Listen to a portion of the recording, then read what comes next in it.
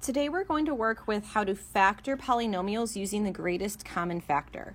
Now, in order to do that, we need to make sure that we know what the greatest common factor is. That is going to be the number that you can multiply, or I guess divide by the numbers, the largest number you have. And then you will have a factored version. So let's pretend we have the polynomial of 3x squared minus 6.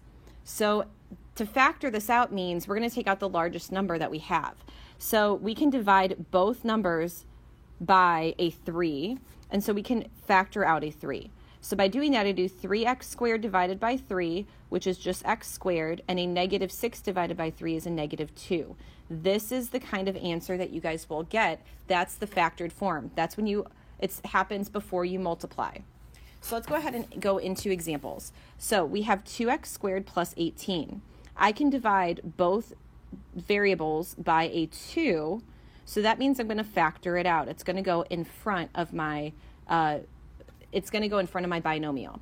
So 2x squared divided by 2 is just x squared, and then 18 divided by 2 is a positive 9, and that's our answer. The next one, we do have a few y's as well. So I can actually divide by a 5 is our largest, greatest common factor, but also a y squared, because that's the largest amount of y's we have on both of the binomials, or both terms. So when I divide that, I'm going to pull that out in front to show that we took that out, we factored it out. So 15y cubed divided by 5y squared is 3y. That's all that's left. We went from y cubed, we took out y squared, we just have one y left. 10y squared divided by 5y squared, and that should be a square, is just a positive 2 because our y squares cancel out. And this is our answer. Go ahead and try the next 4 on your own. Check back and see if your answers are correct. All right, in purple are the answers you should have received. We were able to factor out a couple variables because both terms had variables. Sometimes we weren't able to. So go ahead and make sure you have the right answers, including your signs. If it's negative, make sure you put a negative sign there and see if your answers are correct. Now we're going to be solving equations by factoring. So you always want the equation to equal 0. So that's when we have to have everything on one side of the equation. So let's go right into our first example. I need to move the negative 6g to the other side. So what I'm going to do is I'm going to add 6g over to this area.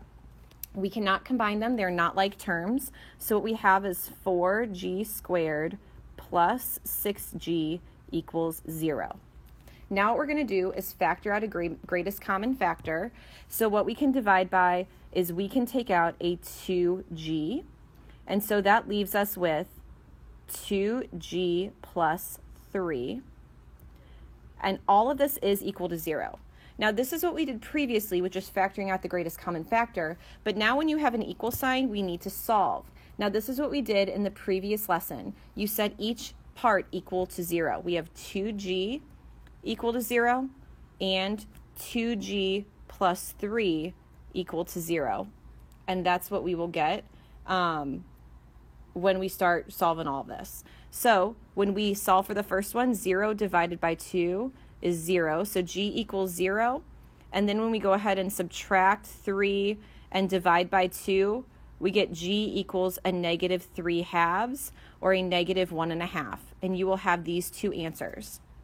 So we're combining what we learned in the previous lesson to this right here.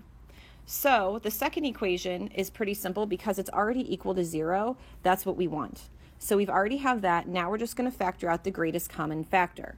As I'm looking at these, I can take out a 3 from the numbers and one of my x's from my variables. By doing that, I'm left with just an x plus 7, and it's equal to 0. So I've factored it out, but whenever it has an equal sign, I now have to solve each part of the equation. So I put 3x equal to 0 and x plus 7 equal to 0. So I'm going to have two different answers. When I solve for the first one, x is equal to 0 because 0 divided by 3 is 0. I subtract 7 to the other side, and I get a -7 for my second answer, and that's what we got. Go ahead and try the next two on your own. First, make sure the equation is equal to 0 initially, so you'll have to change both of them to create that, and then solve to see what your answers are. All right, so these are the answers I received. I show you in blue what the equation should look like when you start. You should have moved some of your terms over to create an equation equal to 0. In red, I showed you what I factored out. I factored out a 5z here and a 6y over here. Then in purple, I solved. So I set each part equal to 0 in my head. I did that mental math, and I got z equals 0 and z equals 1. And then over on the right, I got y equals 0 and y equals a +3 because this -1 was divided after we subtracted that 3. Now we're going to use this in a word problem. So a female athlete tests her vertical jump by jumping straight into the air. Her height is y in feet after t seconds can be modeled by this equation. How many seconds is she in the air? Okay, so we want to know how many seconds is she in the air. Now, let's talk about what our y should be. So her height after she jumps should be at 0 because if we're talking about how long she's been in the air, that means she's back down on the ground. So we are going to see what her height would be. So we're going to set y equal to 0 as our height, and now we're going to rewrite our binomial. Now what we can do is we need to solve to see what t, the seconds, are for this binomial. So first thing we have to do is factor out numbers. So I know that I can factor out a 4t. And so when I do that, I get -4t plus 3. And now I just have to solve both sides. So I get 4t equals 0 and -4t plus 3 equals 0. Okay? Now when I solve this, you're probably thinking, why are we having two answers? Well, I'll explain. So the first one, we are going to get t equals 0.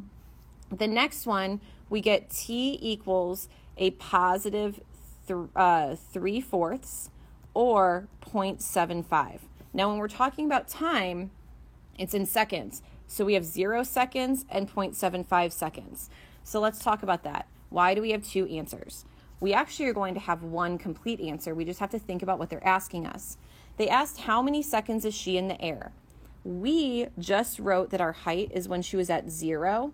So when you're thinking about a jump, we have someone jumping and they start on the ground, they jump up, and then they go back on the ground. So this 0 is before she jumps. So we don't need to worry about that, but she's on the ground before she jumps. Then she goes up and comes back down, and it takes her 0.75 seconds to do so. So our actual answer is she's in the air for 0.75 seconds when she jumps up. So you guys have to make sure you choose the correct answer. You do technically get two, but only one of them makes sense in the context of the question. You have the same situation again with a male athlete. So basically, you're going to say how many seconds he's in the air. So you're going to make sure that y is equal to 0, and you're going to choose the correct answer. You're going to get two, so make sure you choose the correct answer that goes along with this problem.